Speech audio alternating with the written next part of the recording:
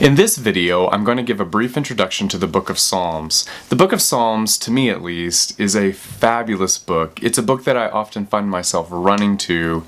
I run to it constantly. In fact, it's sort of the default book of the Bible that I just tend to run to. I sometimes read a psalm before I go to sleep.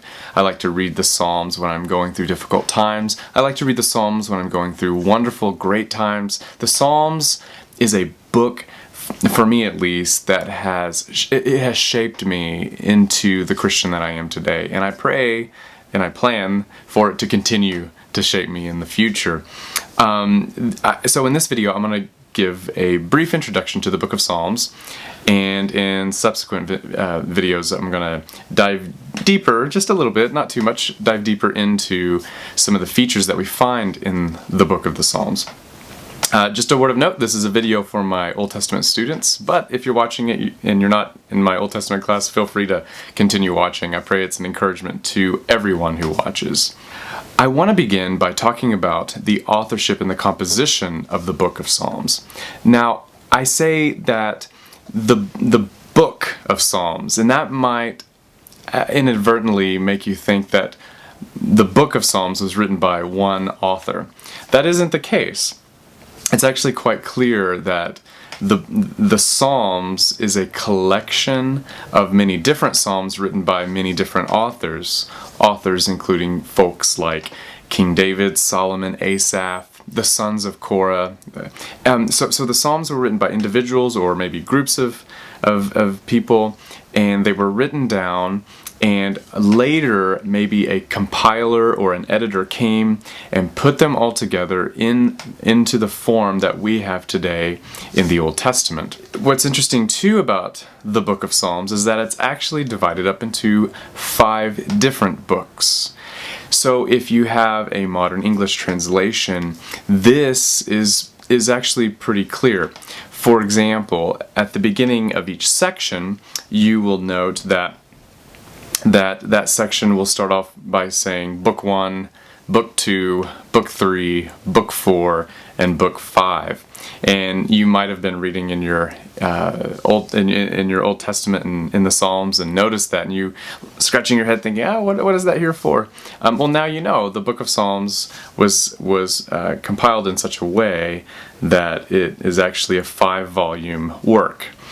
Now, many scholars have noted that this feature of the Psalms is most likely deliberately mirroring the Torah. And so the Jewish Torah, as you know, is made up of 5 different books: Genesis, Exodus, Leviticus, Numbers, and Deuteronomy.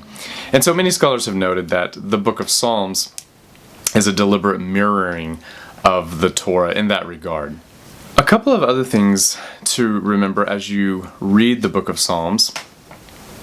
Psalms chapter 1 and 2, according to some scholars, most scholars, Psalms 1 and 2 is an introduction to the entire Book of Psalms, right? It's an introduction to the Psalter. So chapter 1 and chapter 2 of Psalms helps set the trajectory, it helps set the tone for the rest of the book. So as you read the Psalms, maybe you want to start from chapter 1 and just finish all the way up to the end. That's great. Just notice that chapter 1 and chapter 2 occupies a very important place in the order of the Psalms.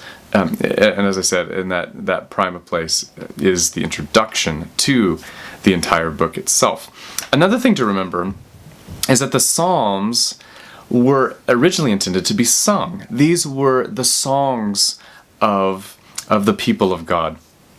And you and I, when we open up the Book of Psalms, we just read it, typically.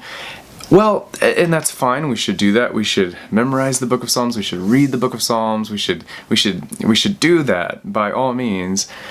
But just remember that, as one author put it, that the Book of Psalms is really a songbook. And so I encourage you, maybe as you're reading the Book of Psalms, come up with a melody, come up with a tune of sorts. And there's some practical value to that, right? Because it might help you remember what it is you're singing. When you combine text with a melody, it does make it easier to remember the text, right? So that's helpful too. And so just remember that this is a songbook, and it's a songbook of the people of God. And as Christians today, we should be singing the Psalms. I know there's a lot of great modern Christian music, and I don't want to take away from that at all by what I'm about to say, but there is something special and something unique about using the songbook that comes from the Word of God itself. And that songbook is the Psalms.